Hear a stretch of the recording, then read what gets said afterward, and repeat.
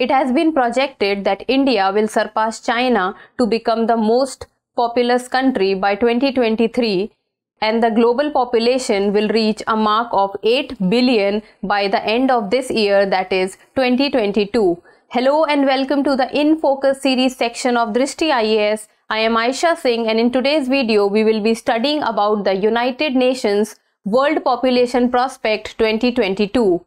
So let's see what will be the timeline of the video, what all we will be studying. First we will be looking at the news and then the World Population Prospect published by the United Nations. Then what are the 5 main takeaways from it, or what are the 5 main findings, that is population, rate of population growth, older person population, drop in fertility and international migration. Then the significance of India overtaking China as the most populous country. In the end, we will be looking into a prelims MCQ and a mains practice question. This topic is of relevance from General Studies paper 1, as both the paper contains population and associated issues. And this topic will also help you to write many major points in essays and will help you to fetch good marks. So from exam perspective, these 5 takeaways will be of great importance to write in your answers in the mains examinations. So let's look at the news, and this news has been taken from the Indian Express, and it reads, "The United Nations Population Report Explained. A look at the trends, projections and its implications." So the United Nations Population Report has been published, and what the United Nations World Population Prospect 2022 says, it says that India is projected to surpass China as the world's most populous country in 2023. That is, by next year it is projected that India will surpass China and become the world's most populous country, and the world's population to reach the 8 billion mark by November 2022. So now let's see that what is World Population Prospect. So the population division of the United Nations publishes the World Population Prospect, and it is biennial. Biennial means that the World Population Prospect in a year comes twice, that is 2 times. In a year it is published twice, and it has been published since 1951, twice a year.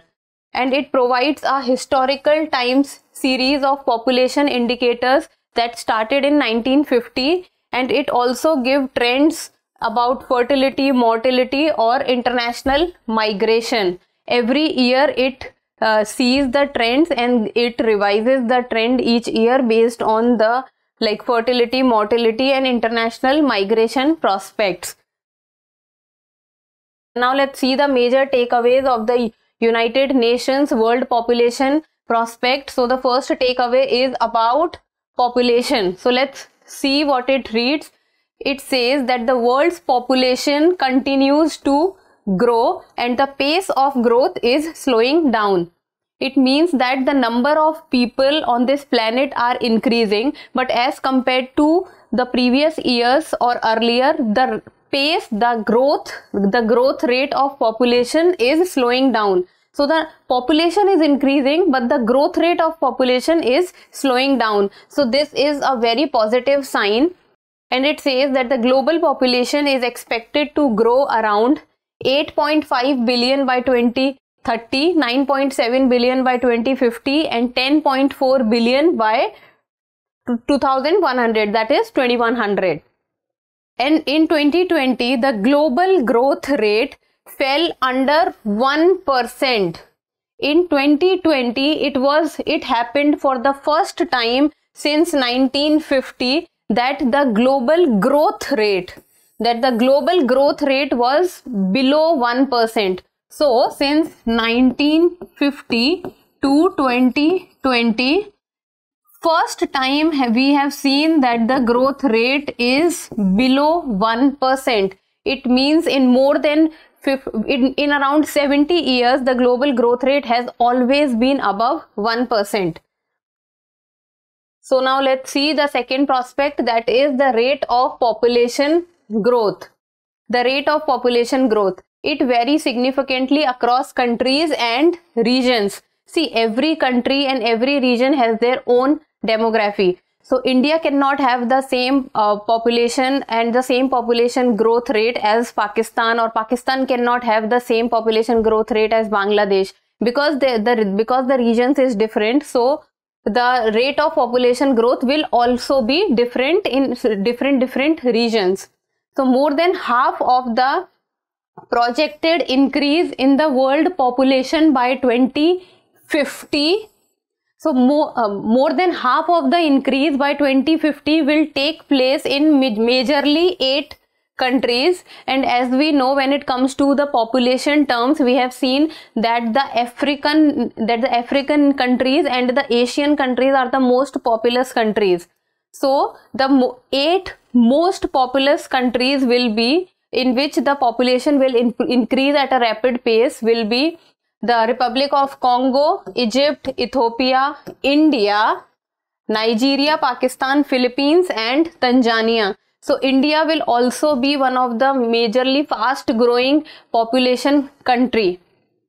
And around 46 least developed countries are among the world's fastest growing in population. So see, the least developed countries do not have the economy to support them, do not have the infrastructure, do not have the good employment ratio, but their population is increasing. So what will happen? So these least developed countries, because they do not have the economy or the infrastructure or the natural resources to support their population, what will happen is this increasing population will put a lot of pressure on the natural resources, and it will put a lot of pressure on environment. So, and these around these 46 least developed countries, so the least developed countries will also have double in population between 2022 and 2050. So around in the least developed country, it has been projected or predicted that the population can even double. The population can even double, that is 2x between 2022 and 2050. So the rate of population growth is projected to be high in the least developed countries. So now let's see the next, that is the third, is the older person population. So the older person population is also increasing in the global scenario. It is increasing both in numbers and as the share of the total population. So the number of senior citizens are increasing in numbers also and in share of total population also. So who are the people who are called the older person population? So the global population aged 65 years or above. 65 years or above are older person population. The global population aged 65 years or above is projected to rise from 10% in 2022 to 16% in 2050. So the older population is on a rise.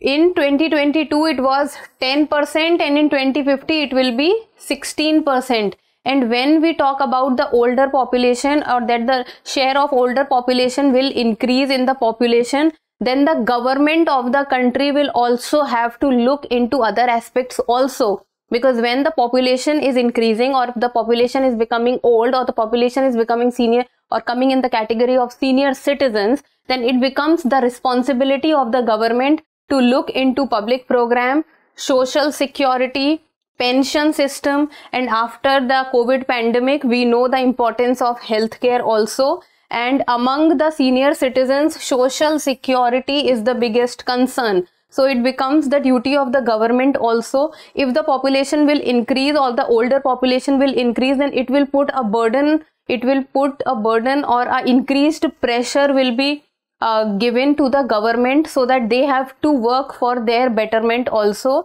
And social security benefits, pension system and healthcare becomes a major part of it. So let's look at the fourth. Okay. Before that, let's look at India's population by birth and death, and then we'll be looking into the age groups. So see this chart, this is annual birth and rate chart. So this blue line talks about birth and this red line talks about death. So see, in 1950 and 75, if you will see, the gap between birth and rate has been increasing. So around in 2000, if you will see, the birth rate has increased to its maximum while the death rate is on the same lines. But now that the birth rate has started to decline, and while the death rate is now projected to increase. So there will be a time when the birth rate and the death rate will intersect each other. So we are now here at the time of this time. We are around 2022. So if you will look at 2025, it is been projected that the birth rate will decrease while the death rate will increase. Now see this, this is the population by age groups. So if you will look at this, then let's look at the population of 25 to 64. That is the brown line. This is the line. So if you will see that in around 1950, this since 1950 it is continuous on a rise around 2050. So the population of 25 to 64, that is the working majorly a working population, it is steadily increasing. And then after 2050, it is seen that it will almost remain same or will decline a little bit. And then see the population or the age group of 65 plus, that is the blue line. Then this also, if you are able to see properly, then see till 2022 it is on the same line, but after that it is projected that the 65 plus population will see a rise. So the senior citizen population or the elderly population will increase at around 2050 or 2075. So these are the birth, death and the age group charts. So now let's see the fourth aspect, that is drop in fertility. So what is fertility? It is how much birth a woman can give.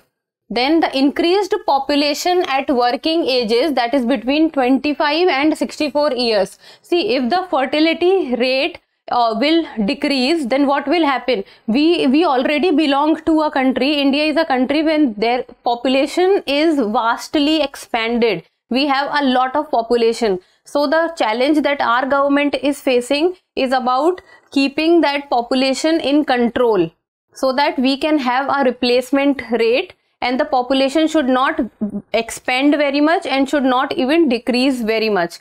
So when the drop in fertility is observed, then the increased population at working age is also seen. So the working age population will increase, that is around between 25 to 64 years. And then when the population is not booming and the population is controlled, then the accelerated economic growth per capita can also be seen. And when the accelerated when we talk about the accelerated economic growth, then there are other aspects also which are related to it, and that is development of human capital, healthcare, education, employment and decent work. Because economic growth brings a lot of things with itself. Economic growth does not work in individuality. It is like a teamwork. When economic growth will take place, then human capital development will take place, healthcare development will take place, quality education, employment and decent work. All of these things will come when economic growth will take place. So now let's see the fifth aspect, that is international migration. International migration is very much in news, as we have seen what has happened between Russia and Ukraine and what has happened in Afghanistan. So people from Afghanistan or the civilians of Ukraine, these people are moving out of their countries to move in other countries. Though it is a part of migration, but this comes under forced migration. They do not want to leave their country by their own choice, but they are forced because of certain circumstances to leave their country and move somewhere else. So international migration, Then in the higher income countries,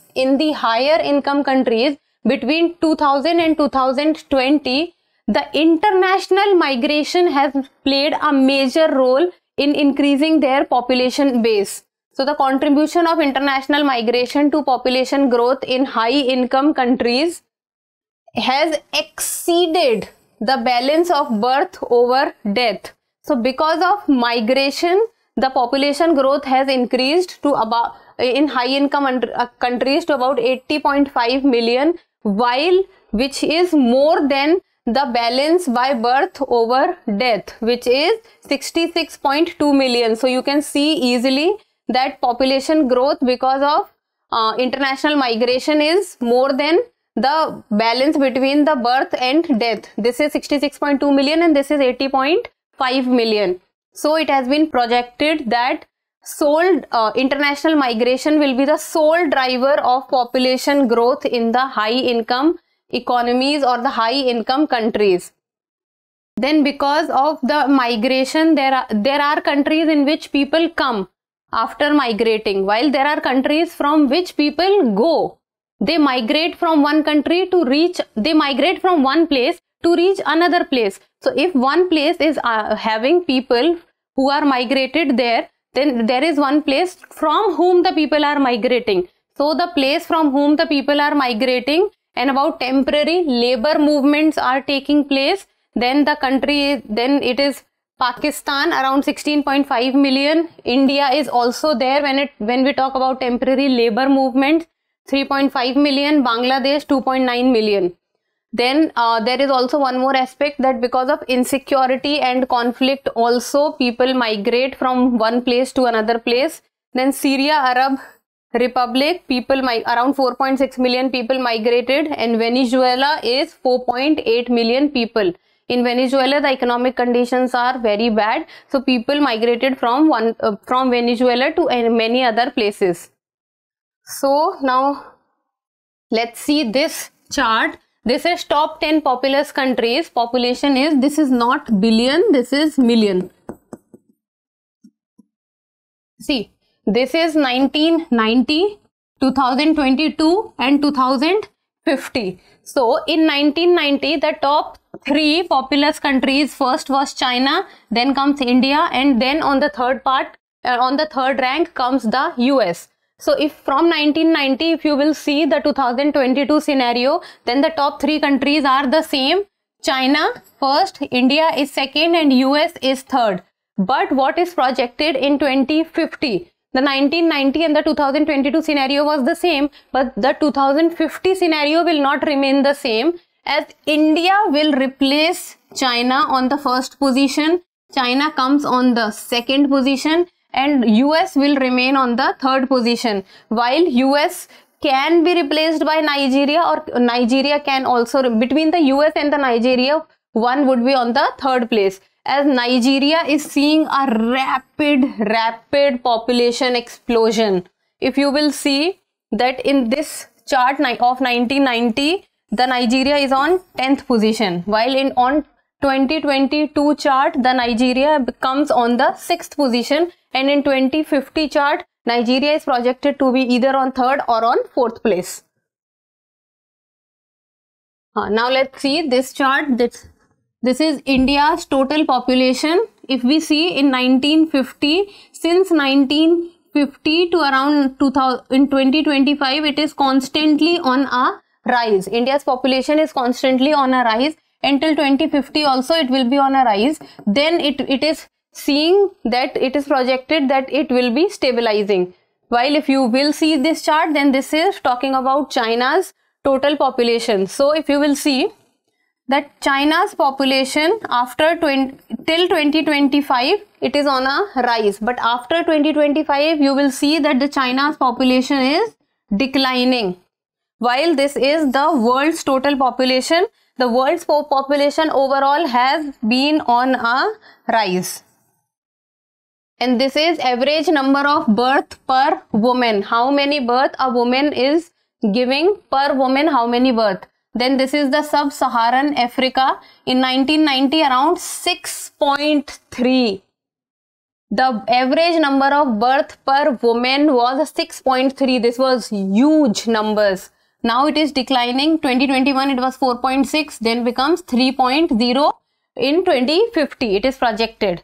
Then comes, now let's see the Central and the South Asia. It is 4.3, then 2021 2.3, and then 2050 1.9. See, if you will see compared to Africa and Asian nations, now let's see about, see this, Australia and New Zealand. In 1990 it was 1.9. So in Asia and Africa, what was projected in 2050 is what happened in Australia and New Zealand. It's in 1990s. In 1990s, it was projected to be 1.9, then 2.6. So from 1990 to 2021, Australia and New Zealand per birth increased. It saw a jump. So this is whole about this. Now let's see the significance of India overtaking China. This is like, see, several countries including India have achieved a replacement rate of fertility. So what is replacement rate of fertility? What is replacement rate of fertility?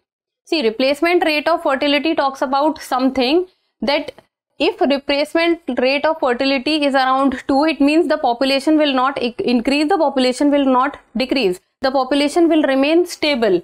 So the replacement rate of fertility in India is around 2.1.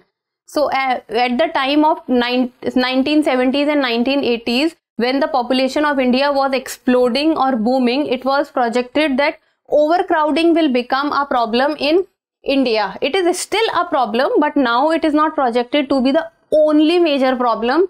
Now the concerns are also on quality of life, poverty, healthcare and education, as it is projected that India has achieved the replacement rate of fertility and the population of India is also stabilizing. So overcrowding does not remain the only concern. Education, healthcare, good lifestyle also becomes a concern.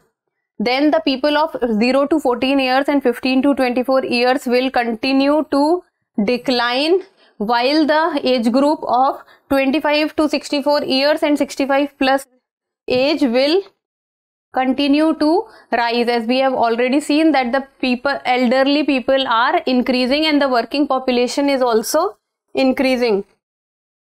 So this is trend and projections. Global population size and annual growth rate. Global population size and annual growth rate. It is seen, see, this red line is a growth rate, while this blue line is number of persons. If you will see that the growth rate is very much high since 1950, and it is projected that number of persons and growth rate will intersect around 2012-13. It intersected, and now the number of persons are increasing while the growth rate is decreasing. So now the growth rate is decreasing while the number of persons or the population is increasing. While earlier it was exact opposite, that number of people were less while the growth rate was more. Now it is opposite of it. Now let's see a prelims MCQ. The New York Declaration. It says that the New York Declaration is associated with, and the options are refugees and migrants, prevention of road accidents, digital currency and climate change. So you people need to tell me that the New York Declaration is associated with which. It has remained in news a lot many times. So Google it, or I think you people must be knowing by now. So tell me the answer in the comment section. In the end, we will be looking into a mains practice question, and it says, what are the main takeaways of World Population Prospect 2022? Is India's growth satisfying? And the command in today's question is analyze. So this is a 10 marker question. You need to analyze whether India's growth is satisfying or not, and remember the word analyze and write according to it.